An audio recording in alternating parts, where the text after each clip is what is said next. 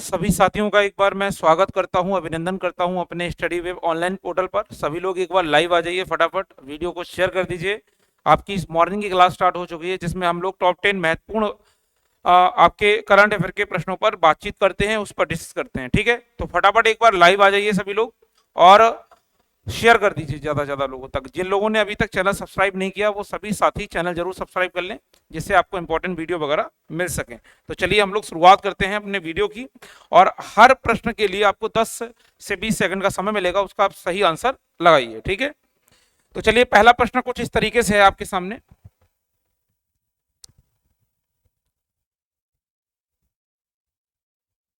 पहला प्रश्न कह रहा है कि प्रकाश सिंह बादल जिनका हाल में ही निधन हो गया, ये किस राज्य के पूर्व मुख्यमंत्री थे? तो बहुत ही प्रमुख पर्सनालिटी हैं प्रकाश सिंह बादल।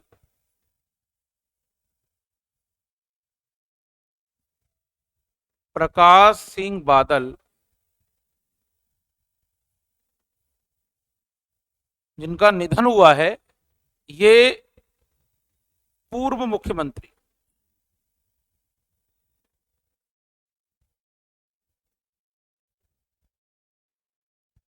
पूर्व मुख्यमंत्री थे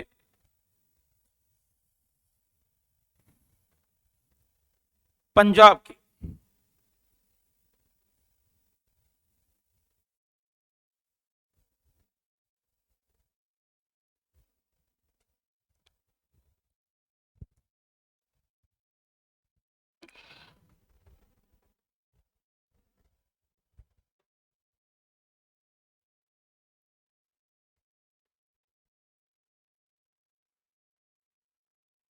और पंजाब की ये मुख्यमंत्री रहे हैं 5 बार। कितनी बार रहे हैं? 5 बार। ठीक है, 5 बार ये मुख्यमंत्री रह चुके हैं, किस राज्य के? पंजाब राज्य के। ठीक है, अब इनका हाल में ही निधन हो गया, इसलिए चर्चा में है।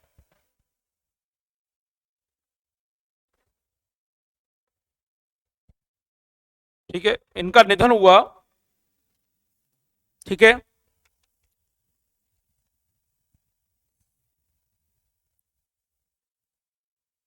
25 अप्रैल 2023 को, और इनका जन्म हुआ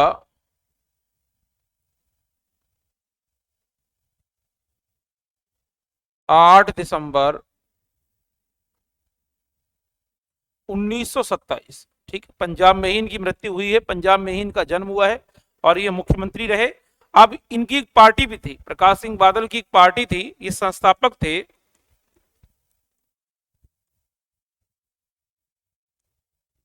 एक पार्टी के संस्थापक थे प्रकाश सिंह बादल साहब, और ये थे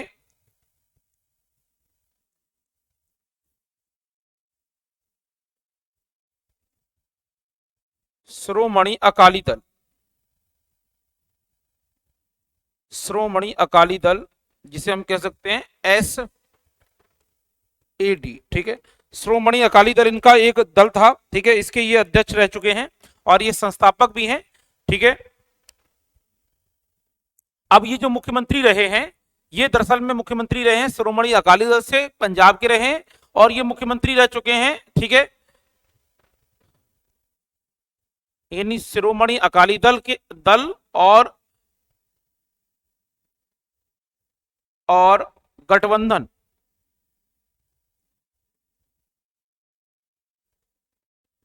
गठबंधन पार्टी बीजेपी। तो ये बीजेपी की तरफ से इनका गठबंधन भी रहा, ये मुख्यमंत्री रह चुके हैं। हालांकि बीजेपी का अस्तित्व पंजाब में कम था, श्रोमणी अकाली दल का ज्यादा था, तो ये श्रोमणी अकाली दल से आपके क्या रहे हैं? मुख्यतः मुख्यमंत्री। ठीक है, तो इनका दल है। दूसरा बात करूं, इनका गठबंधन था, प्रकाश सिंह बादल का गठबंधन। तो इनका गठबंधन का नाम है, इन बीजेपी से गठबंधन है, और बीजेपी का गठबंधन है एनडीए। एनडीए। ठीक है, एनडीए इनका गठबंधन था, ये एनडीए गठबंधन में सम्मिलित रहे, लेकिन 2020 में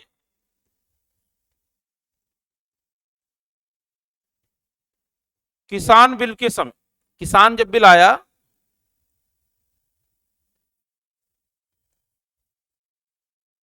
इन्होंने अपने आप को अलग कर लिया।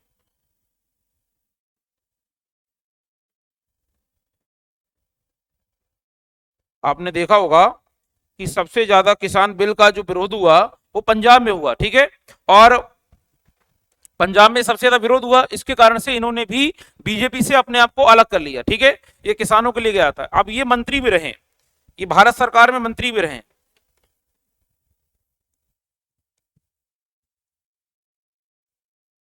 भारत सरकार में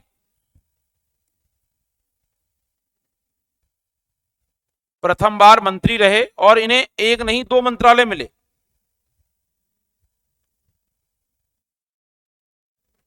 और ये मंत्रालय ने दिया गया 1977 में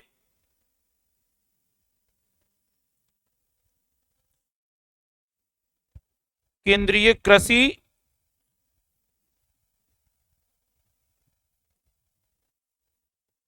कृषि मंत्री और विज्ञान मंत्री।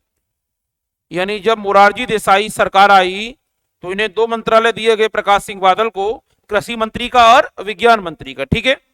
तो 77 में मोरारजी देसाई सरकार, मोरारजी देसाई सरकार में। लेकिन मोरारजी देसाई सरकार ज्यादा समय तक नहीं चली। तो ये पॉइंट याद रखिए, बहुत फेमस पर्सनालिटी थे। और इनके खासकर संबंध बीजेपी के सबसे लोकप्रिय प्रधानमंत्री जिनका नाम था अटल बिहारी वाजपेयी, वाजपेयी जी के साथ इनके बहुत ही मधुर संबंध थे। और वाजपेयी के समय में भी ये कई सारे मंत्रालयों पर काम कर चुके हैं, ठीक है। हालांकि मोदी के साथ भी इन्होंने लगभग जो है, अगर मोटा मोटा देखें तो 6 साल या 7 साल केंद्र सरकार में काम किया है, लेकिन बीच में ये अलग हो गए। तो फेमस पर्सनालिटी हैं, ठीक है। और ये इन्होंने राजनीति से अपना जो रिटायरमेंट था वो 2017 और 18 के दशक में ले लिया था। ये राजनीति से अभी फिलहाल में 4 या 5 सालों से दूर रह रहे थे, ठीक है। और इनकी आयु 95 साल थी जब इनकी मृत्यु हुई। जल्दी से स्क्रीनशॉट ले लीजिए।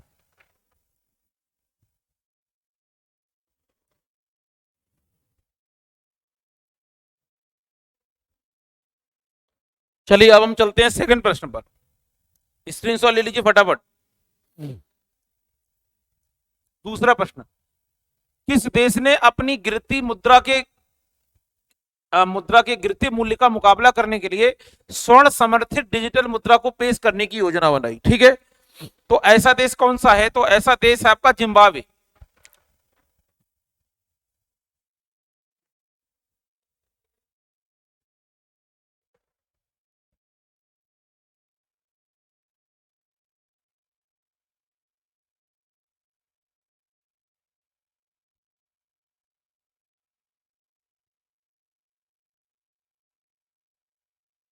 जिम्बाब्वे देश ने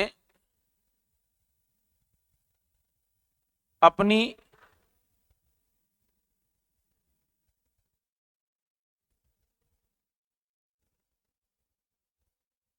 मुद्रा के गिरते मूल्य का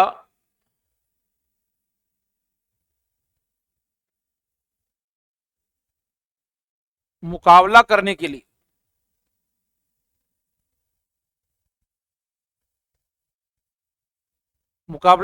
लिए नई मुद्रा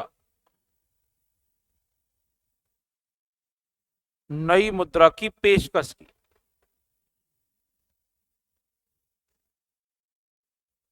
और ये नई मुद्रा की पेशकश की, ये जो नई मुद्रा है वो है स्वर्ण समर्थित।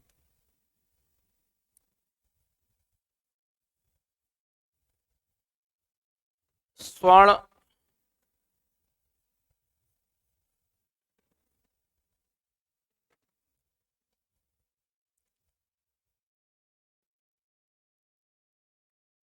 समर्थित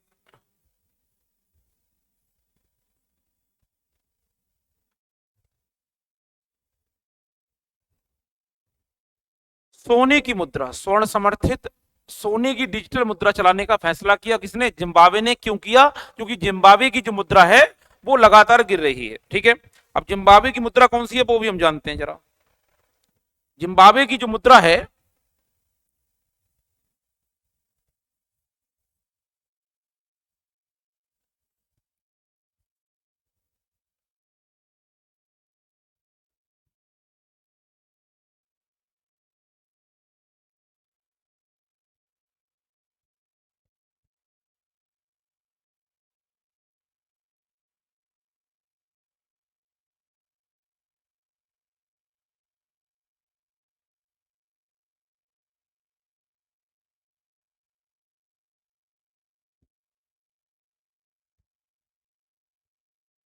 जिम्बाब्वे डॉलर,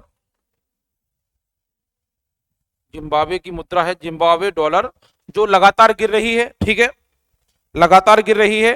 और जो स्वर्ण समर्थित डिजिटल मुद्रा चलाने का फैसला किया है वो किया है जिम्बाब्वे की केंद्रीय बैंक, जिम्बाब्वे की केंद्रीय बैंक। और उस जिम्बाब्वे की केंद्रीय बैंक का नाम हो गया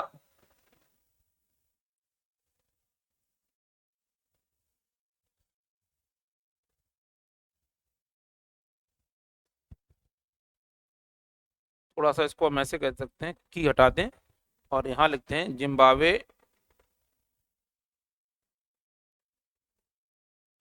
तो जिम्बाब्वे की केंद्रीय बैंक, जिसे हम शॉर्ट में कह सकते हैं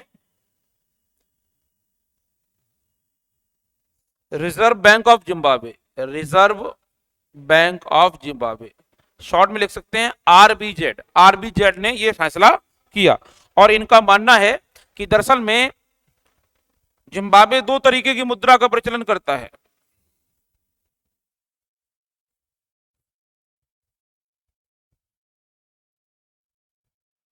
जिम्बाब्वे में मुद्रा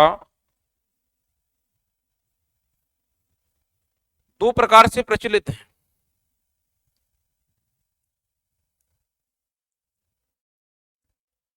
एक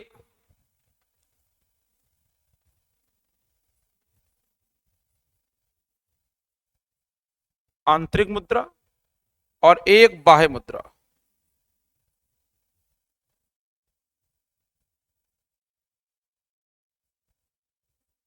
इसका ज्यादातर हम यूज करते हैं जब हम आयात करते हैं, ठीक है। अब देखेंगे आंतरिक मुद्रा में तो ये हो जाएगा जिम्बाब्वे डॉलर, जिम्बाब्वे डॉलर। और मोस्टली जो करते हैं वो हम करते हैं यूएसए डॉलर, ठीक है। अब जिम्बाब्वे की केंद्रीय बैंक ने कहा, केंद्रीय बैंक के आधार पर, केंद्रीय बैंक के आधार पर उन्होंने कहा कि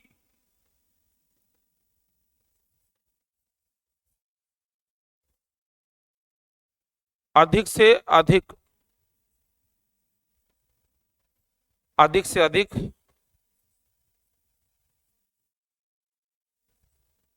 डिजिटल करेंसी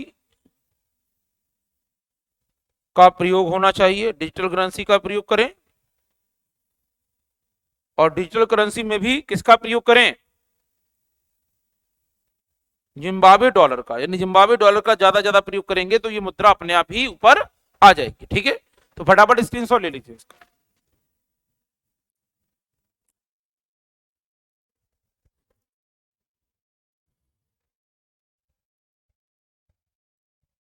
अब चलते हैं तीसरे प्रश्न। तीसरा प्रश्न कह रहा है कि भारत का कौन सा ऐसा आईआईटी है, ठीक है, जो IIT Tanzania, Tanzania IIT Tanzania बनाएगा, अफ्रीका में बनाएगा, अफ्रीका महाद्वीप में बनाएगा। ये पहला भारतीय प्रौद्योगिकी संस्थान स्थापित करेगा, यानी अफ्रीका महाद्वीप के तंजानिया देश में पहला आईआईटी स्थापित करने जा रहा है। ऐसा कौन सा भारत का आईआईटी है जो वहां आईआईटी खोलने में मदद करेगा तंजानिया में? तो रुड़की है, मद्रास है, खड़गपुर है, दिल्ली, बॉम्बे है, ठीक है। तो देखिए अब पॉइंट समझ लेते हैं।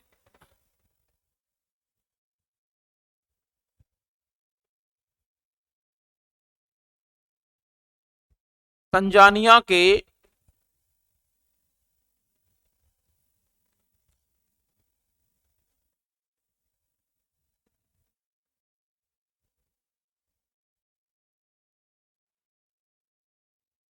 तंजानिया के जांजीबार में पहला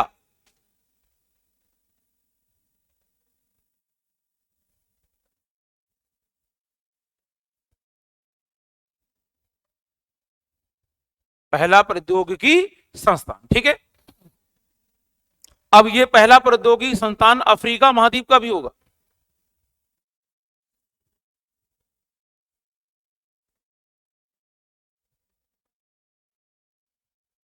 महाद्वीप में प्रथम, ये महाद्वीप में भी प्रथम होगा। कौन सा महाद्वीप?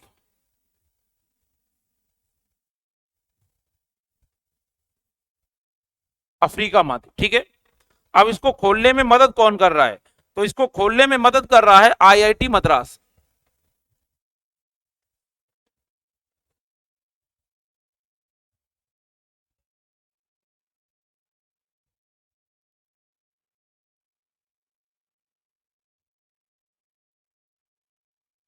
भारतीय प्रौद्योगिकी संस्थान,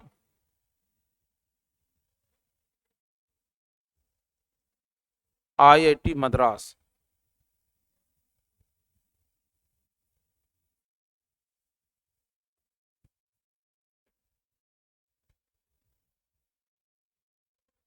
इसको बनाने में आईआईटी मद्रास मदद करेगा। जिसमें कहा गया है कि ये जो खोला जाएगा तंजानिया में,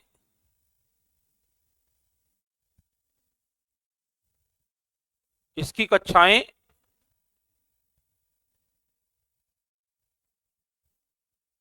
प्रारंभ हो जाएंगी और ये कक्षाएं प्रारंभ बहुत जल्द से जल्द होंगी। जिसमें कहा गया है कि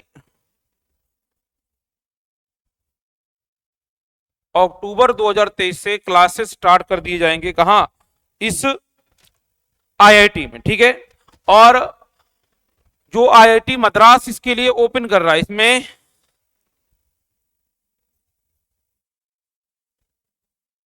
आईआईटी के 5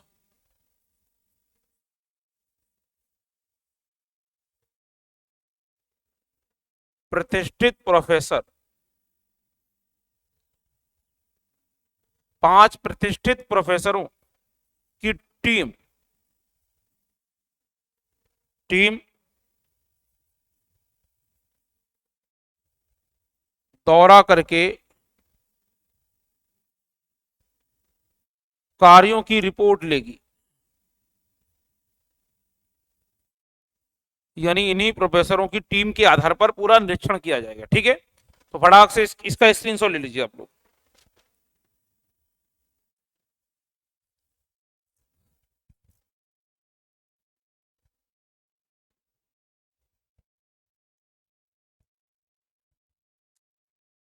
चलिए चौथे प्रश्न पर स्क्रीनशॉट ले लीजिए फटाफट।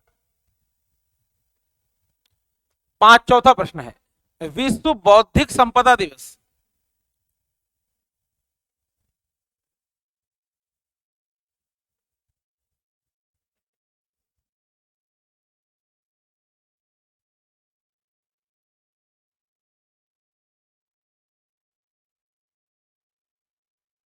विश्व बौद्धिक संपदा दिवस 2023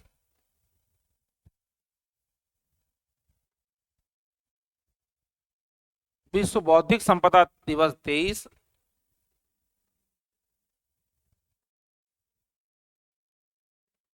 अप्रैल के किस माह में मनाया जाता है? ये अप्रैल के कौन से माह में मनाया जाता है? ठीक है, विश्व संपदा दिवस। अब बताया जा रहा है कि 26 अप्रैल को मनाया जाता है, 27 को मनाया जाता है, 24 को मनाया जाता है, 23, यानी 23, 24, 25, 26, 27 क्रम से आंसर दिया जा रहा है। तो ये 26 अप्रैल को मनाया जाता है। अप्रैल की जो डेट है वो 26, और प्रति वर्ष, ठीक है।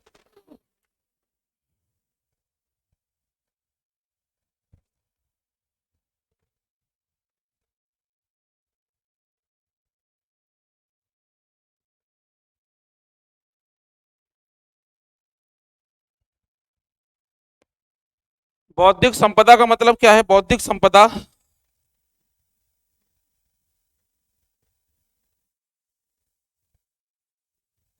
अधिकार, नवाचार, अधिकार, नवाचार एवं रचनात्मक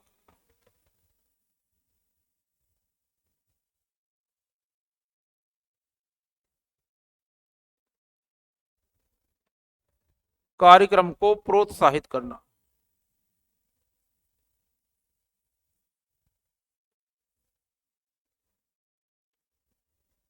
इसका मतलब क्या है? अधिकार, नवाचार का मतलब होता है नए विचार। तो जो ऐसे नए विचार हैं जो अधिकार से रिलेटेड है, और नए रचनात्मक कार्यों को प्रोत्साहित करना बौद्धिक संपदा का मुख्य कार्यक्रम है। इसकी शुरुआत जो हुई है, थोड़ा सा हम और जान लेते हैं शुरुआत।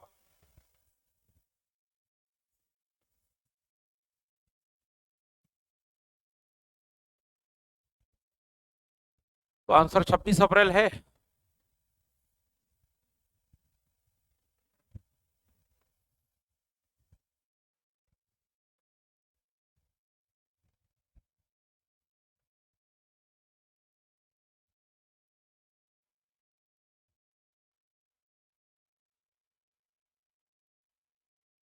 शुरुआत कैसे हुई उस पर भी हम चर्चा करेंगे। इसकी शुरुआत हुई विश्व बौद्धिक संपदा संगठन से।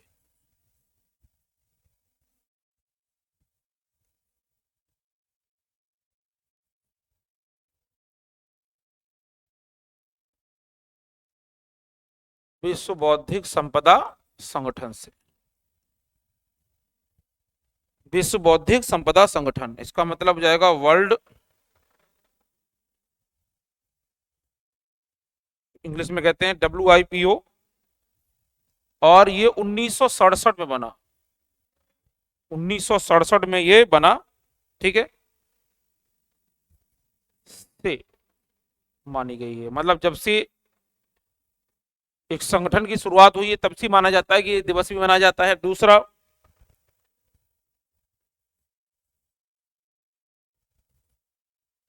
1974 में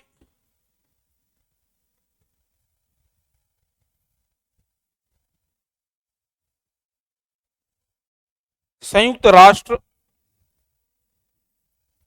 का यह विशिष्ट अभिकरण बना,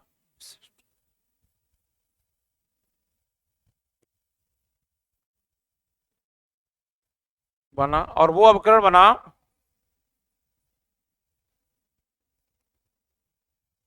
26 अप्रैल 1974। कुछ लोगों ने कहा कि तब से ये प्रतिवर्ष इसी दिन मनाया जाता है। फटाफट आप स्क्रीनशॉट ले लीजिए इसका।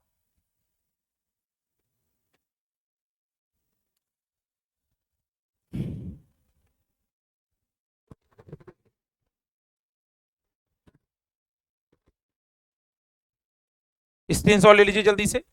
अब हम चलते हैं अपने अगले प्रश्न की तरफ, फिफ्थ पर। फिफ्थ क्वेश्चन कह रहा है कि आर्थिक स्वतंत्रता के सूचकांक में, आर्थिक स्वतंत्रता के सूचकांक में 184 देशों में भारत का कौन सा स्थान है?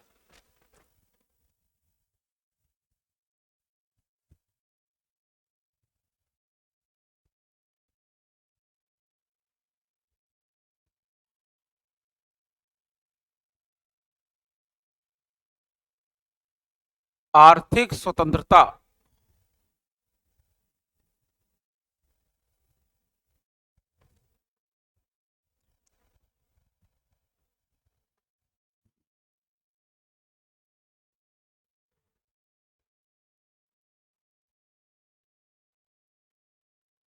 और ये दरअसल में आर्थिक सूचकांक 2022 का है, 2022 का हमारे पास है, ठीक है। अब आपके मन में आता होगा कि ये है क्या, हम उस पर भी थोड़ी सी बात करेंगे। आर्थिक स्वतंत्रता सूचकांक का मतलब है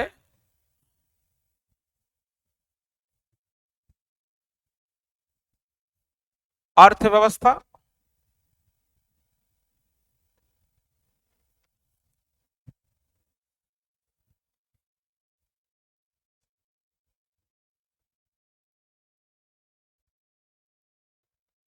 धन या रुपये, धन या रुपये की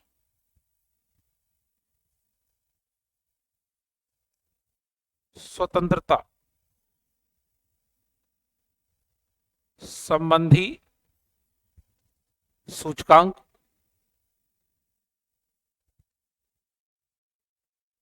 ठीक है। इसका मतलब हम एक लाइन में से ऐसे भी कह सकते हैं,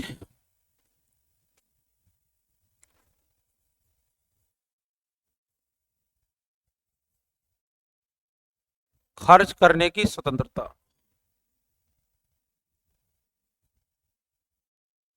ठीक है।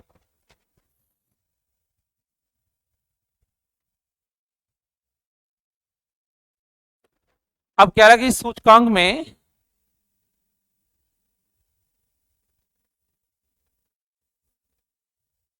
184 देशों में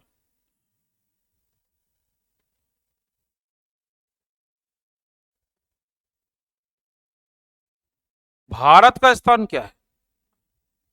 तो भारत की रैंकिंग पूछ रहा है यहां पर। तो इस रिपोर्ट के अनुसार भारत की जो रैंकिंग है वो है 131वीं।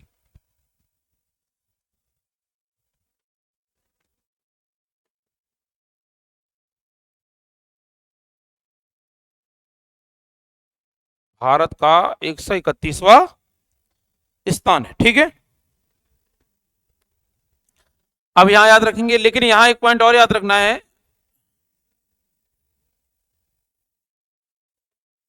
वर्ष 2021 में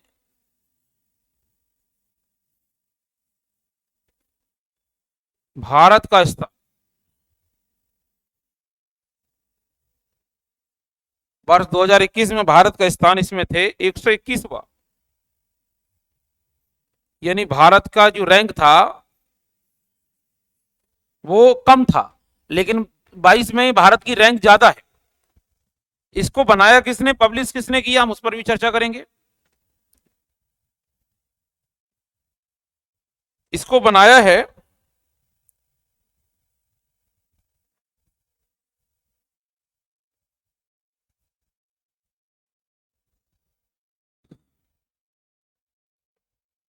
अमेरिकी थिंक टैंक कंपनी, जिसका नाम है द हेरिटेज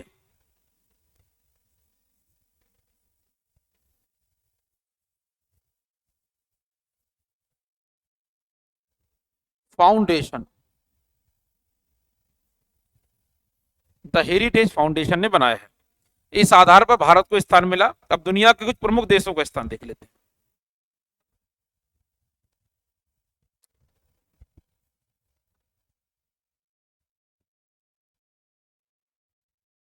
प्रमुख देशों का स्थान देख लेते हैं भाई। दुनिया के जो देश हैं उनका क्या रैंक है, क्या पोजीशन है।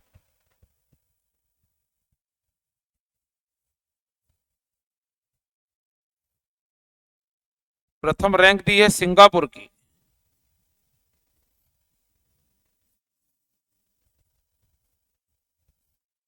द्वितीय स्थान, सेकंड स्थान दिया है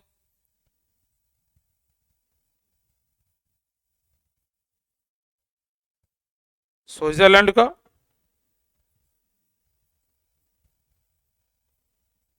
तीसरा स्थान दिया आयरलैंड का।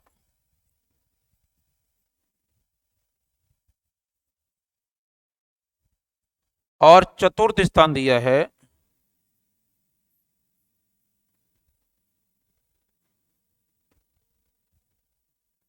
न्यूजीलैंड का। ठीक है। अब इसके कुछ पॉइंट दिए हैं, स्कोर दिया है, 100 में से स्कोर दिया है 84.4। इसको दिया है 84.2। ठीक है। इसको दिया है 82 और इसको दिया है 80.6। ठीक है। ये टॉप 4 देश बताए गए हैं इस मामले में। इस रैंक के आधार पर ये टॉप 4 देश हैं। भारत के पड़ोसी देशों की बात कर लें।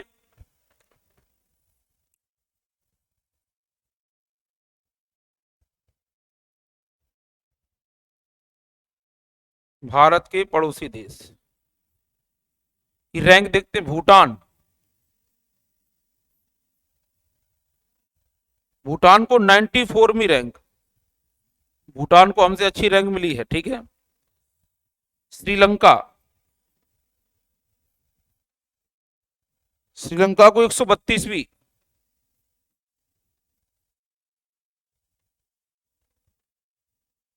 ठीक है।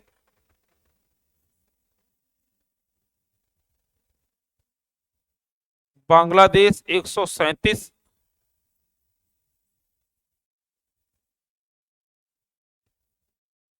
और पाकिस्तान 136।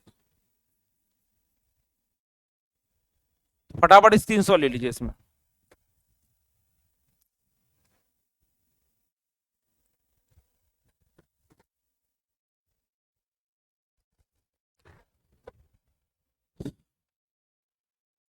अब हम चलते हैं अपने छठे प्रश्न की तरफ, जल्दी से फटाफट स्क्रीनशॉट ले लीजिए, कोई जिज्ञासा है तो कमेंट कर सकते हैं। हाल में ही शहाबुद्दीन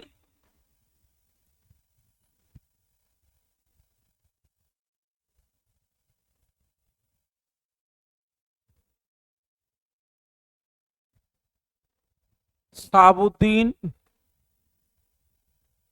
चुप,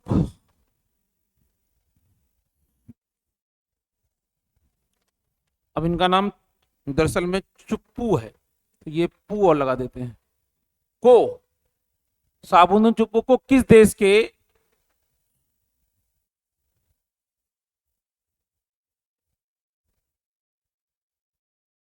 22वें राष्ट्रपति,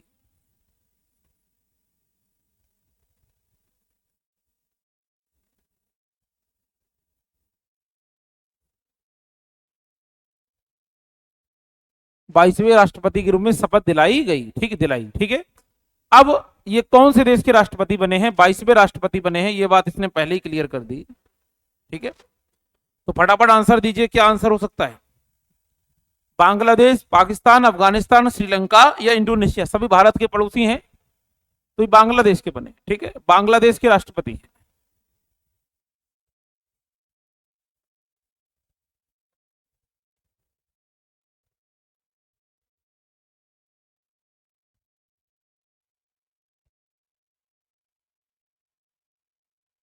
बांग्लादेश के राष्ट्रपति, ठीक है।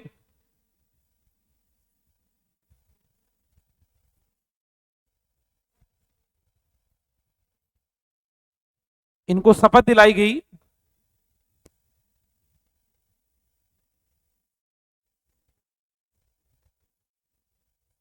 ढाका के सेंट्रल हॉल में शपथ दिलाई गई, किसने दिलाई?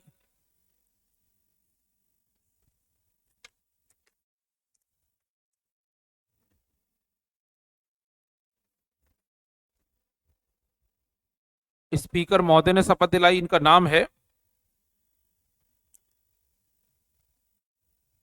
सरीन सरमीन,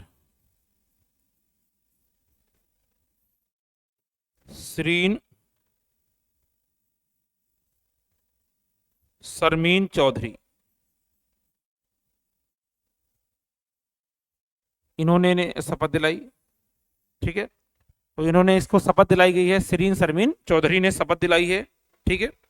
और जो बांग्लादेश के राष्ट्रपति हैं जिनका नाम है शहाबुद्दीन सुप्पू, ठीक है, ये स्थान किसका लेंगे? तो यहाँ पे मैं लिख दे रहा हूं, स्थान लेंगे,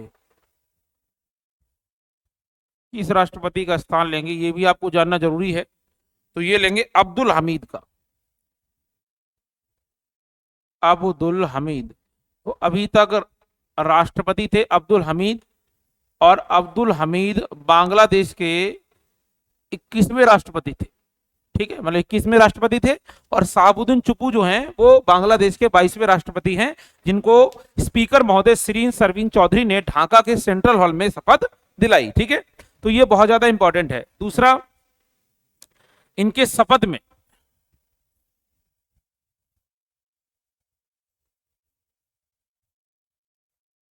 शपथ में उपस्थिति,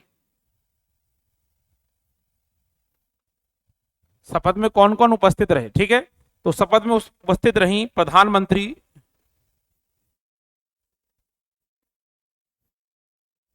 शेख हसीना,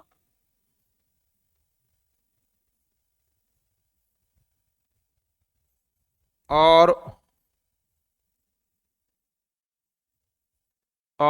पूर्व राष्ट्रपति या कार्यवाहक, क्योंकि अभी कार्यवाहक ही है,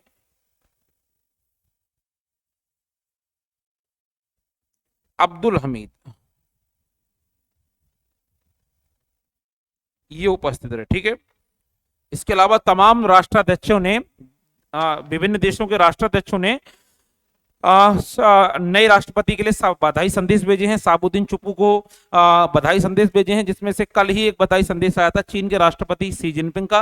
इसके अलावा भारत की राष्ट्रपति द्रौपदी मुर्मू ने भी उन्हें मुख्यतः बधाई संदेश भेजा। इसके अलावा पाकिस्तान के प्रधानमंत्री शहबाज शरीफ ने भी उनको बधाई संदेश भेजा है, ठीक है। तो फटाफट आप इसका स्क्रीनशॉट ले लीजिए।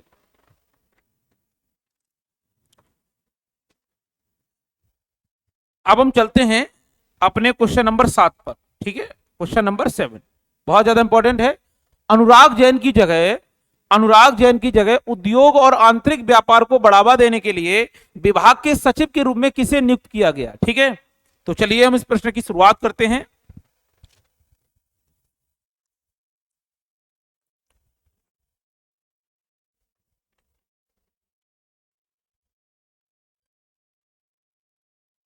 प्रश्न कह रहा है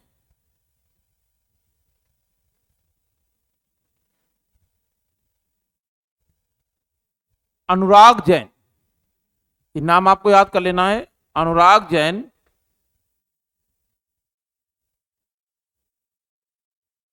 की जगह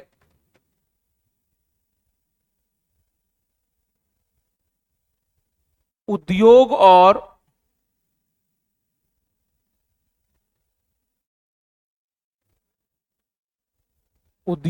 आंतरिक व्यापार उद्योग और आंतरिक व्यापार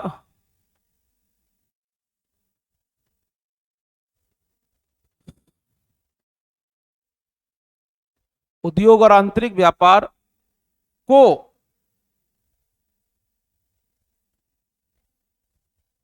बढ़ावा देने के लिए बढ़ावा देने के लिए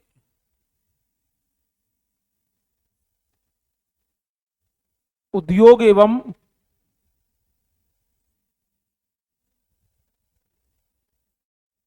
व्यापार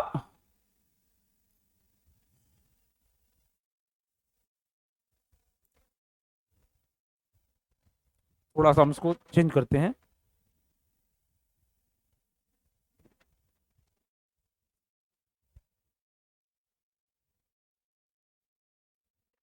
बढ़ावा देने के लिए सचिव पद। अब कौन सा सचिव है? तो यहां आप लिख देंगे उद्योग एवं व्यापार सचिव।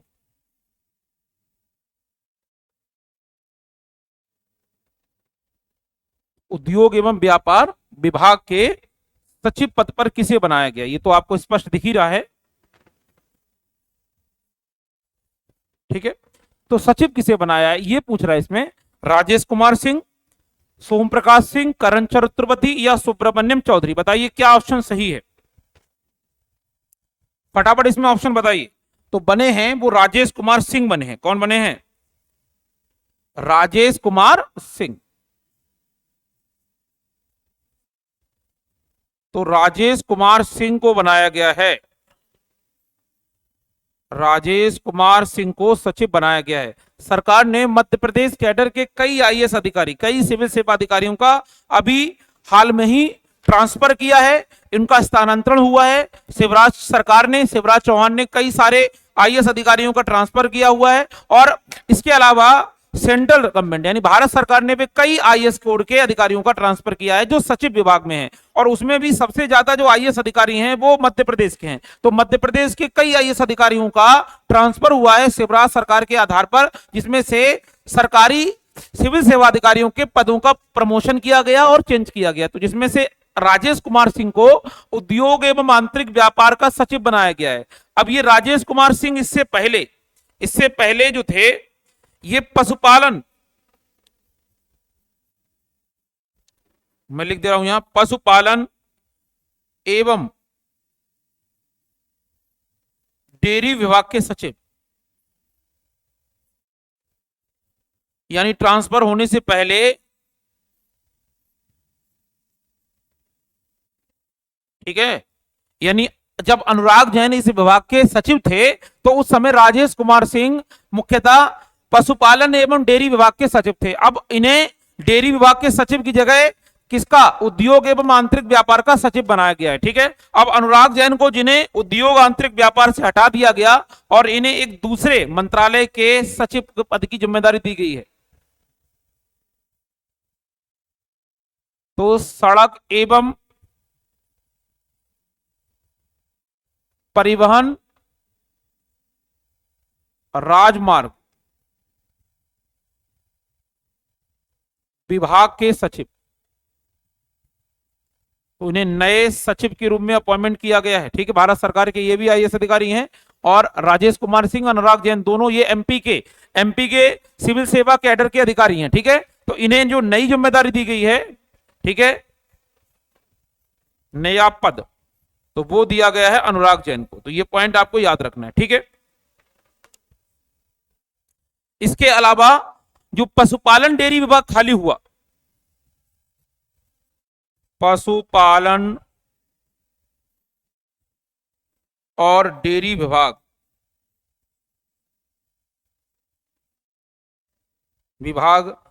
के नए सचिव, अब स्वाभाविक बात है, नए सचिव का मतलब, जब राजेश कुमार सिंह को पशुपालन डेयरी विभाग से सचिव से हटा दिया गया और इन्हें उद्योग का मंत्रालय दिया गया, तो इन्हें मंत्रालय भी दिया गया होगा। इस मंत्रालय में नई जिम्मेदारी दी गई है अलका उपाध्यक्ष।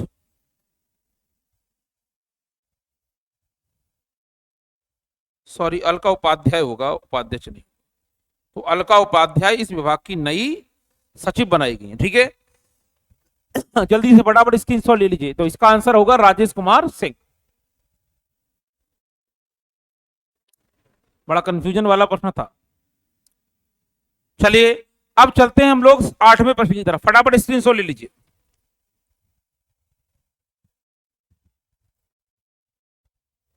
अब 8वां प्रश्न कह रहा है, सॉरी, ये प्रश्न तो चेंज ही नहीं किया। ठीक है, कौन सा देश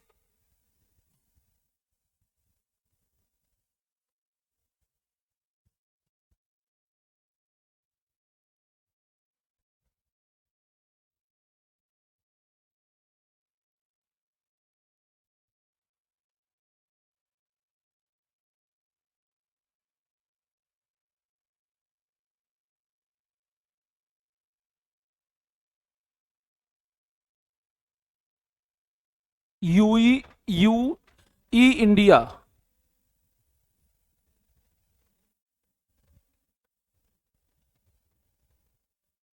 एविएशन समिट,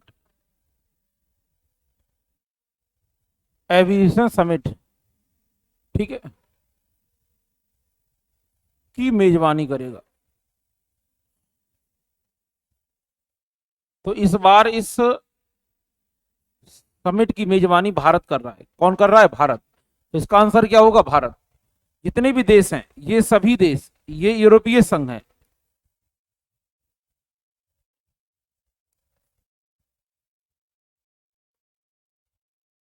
यूरोपीय संघ के सदस्य, तो ये यूरोपीय देश के संघ के सदस्य हैं भारत को छोड़कर। दूसरा मैं पॉइंट आपको पहले क्लियर कर दूं कि यहां ईयू का मतलब क्या है। यहां पर्टिकुलर जो ईयू का मतलब, वो मैं आपको बता रहा हूं, ई यू, और यू का मतलब हो जाएगा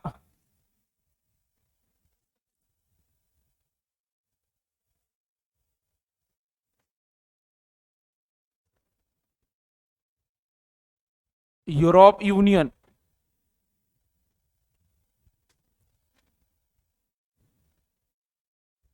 यूरोप यूनियन, या आप इसको कह सकते हैं यूरोपीय संघ। यूनियन को हिंदी में कहते हैं संघ, तो यूरोपीय संघ, इसलिए शॉर्ट में कह सकते हैं ईयू। ठीक है ना? तो इसका मतलब आप क्लियर कर लीजिए। ठीक है ना? तो ये कह रहा है कि यूई इंडिया, यानी यूरोपीय संघ और इंडिया एविएशन समिट जो है वो भारत में हो रही है। इस बार कहां हो रही है? भारत में हो रही है। ठीक है, इसका जो शिखर सम्मेलन होगा वो 2 दिवसीय होगा। तो भारत में इस बार ये समिट हो रही है, ये 2 दिवसीय होगी।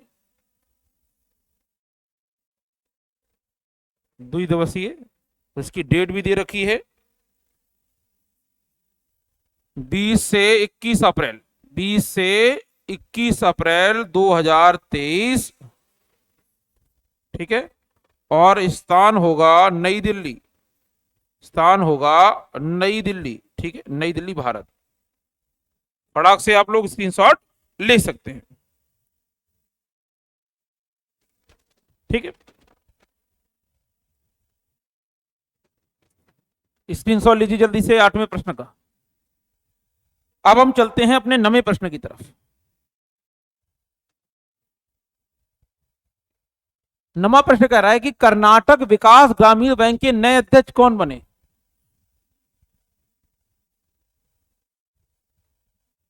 कर्नाटक विकास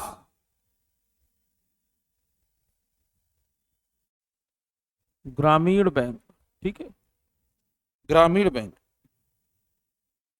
इसके नए अध्यक्ष कौन है।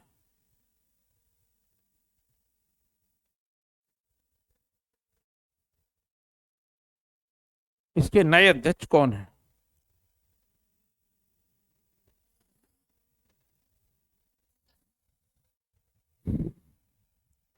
आप कह रहे हैं कि नए अध्यक्ष हैं आपके श्रीकांत भांडीवाड़, ठीक है।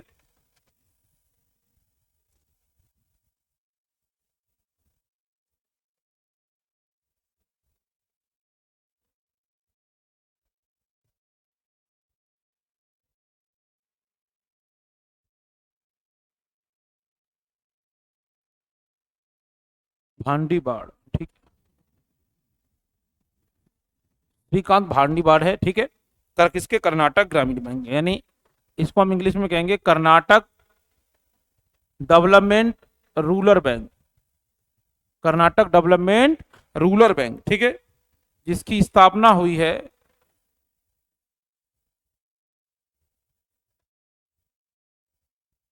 12 सितंबर 2005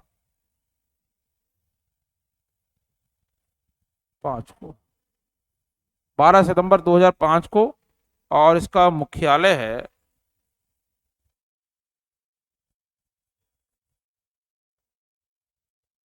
धारवाड़ कर्नाटक, ठीक है, धारवाड़ कर्नाटक में इसका मुख्यालय, ठीक है। तो श्रीकांत भांडीवाड़ जो हैं इसके नए अध्यक्ष बनाए हैं, किसने बनाए होंगे, जितने भी बैंकों के नए अध्यक्ष बनते हैं आरबीआई द्वारा घोषणा, यानी रिजर्व बैंक यानी केंद्रीय बैंक घोषणा करती है। अब मैं इसकी बात करूं श्रीकांत भांडीवाड़, तो ये कैनरा बैंक, केनरा बैंक के पटना सर्किल, पटना सर्किल के अध्यक्ष के रूप में अनुभव, तो पटना जोन के अध्यक्ष के रूप में इन्होंने काम किया था। फटाफट स्क्रीनशॉट ले लीजिए, फटाफट स्क्रीनशॉट ले लीजिए 9वें प्रश्न। अब हम चलते हैं अपने आखिरी प्रश्न पर, 10वें पर, स्क्रीनशॉट लीजिए जल्दी से। 10वां प्रश्न देख लेते हैं। हाल में ही विश्व का सबसे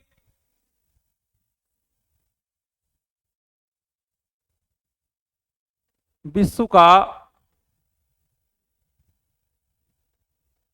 दूसरा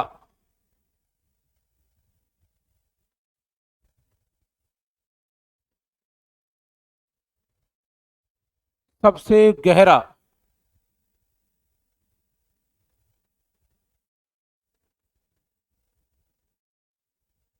ब्लू होल किस देश के तट पर पाया गया है। ब्राजील, मैक्सिको, कनाडा, ग्वाटेमाला और स्पेन। बताइए आंसर, कहां पाया गया है। तो दरअसल में ये मिला है मैक्सिको,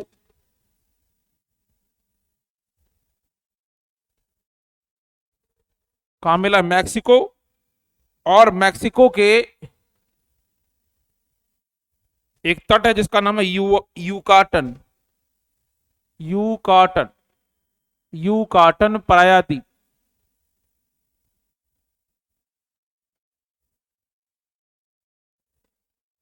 ठीक है, मैक्सिको के यूकाटन प्रायद्वीप तट पर मिला है।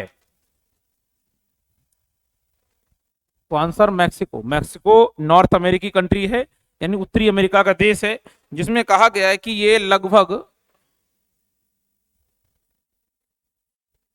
900 मीटर गहरा है,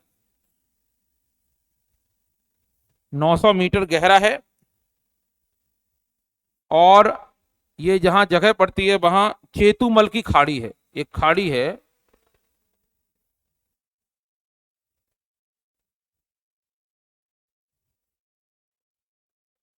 मल्की खाड़ी, ये वहां पर हमें मिला है। और कहा गया है कि ये जो ब्लैक आपका ब्लू होल है, इसका कुल एरिया क्षेत्र ये कितना बड़ा है, आप अनुमान लगा सकते हैं 1,47,000, 1,47,000 किलोमीटर स्क्वायर, 1,47,000 किलोमीटर स्क्वायर जो है एरिया में फैला हुआ है। ठीक है, ये विश्व का दूसरा है। थोड़ा सा मैं और बात कर लेता हूं यहाँ। विश्व का सबसे गहरा, विश्व का सबसे गहरा ब्लू होल मिला था, वो मिला था चीन के दक्षिणी चीन सागर, चीन के दक्षिणी चीन सागर में, चीन के दक्षिणी चीन सागर में मिला था। और इसका नाम रखा गया था, नाम ड्रैगन होल, ड्रैगन होल। ठीक है, और इसको खोजा गया था 2016 में, इसे 2016 में खोला गया था। ठीक है, और ये जो आपका ब्लू होल है, ठीक है, इसको खोजा गया है 2023 में मैक्सिको में। ठीक है, तो याद रखना है, इसे 2016 में खोला गया है। ठीक है, और कहा गया है कि इसकी जो गहराई है, इसकी गहराई है वो ज्यादा है, और ये लगभग 980 मीटर गहरा है। वो 900 मीटर गहरा है, ये 980 मीटर गहरा है, इसलिए दुनिया का सबसे ज्यादा गहरा स्थान है, और वो आपका दूसरा सबसे गहरा स्थान है। ठीक है, तो फटाफट इसका स्क्रीनशॉट आप लोग ले लीजिए। ठीक है, इसी के साथ हमारी करंट अफेयर की क्लास यहीं समाप्त होती है। स्क्रीनशॉट ले लीजिए। ठीक है, आई होप आप लोगों को सारी चीजें समझ में आई होंगी। समझ में आ गई है तो अच्छी बात है, कोई समस्या है तो कमेंट कर सकते हैं, चैनल को सब्सक्राइब भी कर सकते हैं, और टेलीग्राम का लिंक भी दिया हुआ है, जिससे आप लोग हम लोगों से, हमारी टीम से डायरेक्टली कांटेक्ट कर सकते हैं। जाते जाते बस दो ही रिक्वेस्ट है, चैनल को लाइक नहीं किया तो लाइक कर दीजिएगा, वीडियो को लाइक कर दीजिएगा, और चैनल को सब्सक्राइब कर लीजिएगा, और जो बगल में बेल आइकन है उसको प्रेस कर दीजिएगा, जिससे आपको सारे नोटिफिकेशन सारे सब्जेक्ट के आपको मिलते रहेंगे जैसे ही कोई नया वीडियो हमारे चैनल पर अपलोड होगा। तो अभी के लिए फिलहाल में इतना ही। वीडियो देखने के लिए बहुत बहुत धन्यवाद। अब के कुछ समय के बाद हम लोग अपनी एमसीक्यू क्लास को लेकर आएंगे, तो एमसीक्यू ज्योग्राफी क्लास होती है, उसको जरूर ज्वाइन करिएगा। वीडियो के लिए देखने के लिए बहुत बहुत धन्यवाद। ध्यान रखिए, मेहनत करते रहिए। जय हिंद, जय भारत।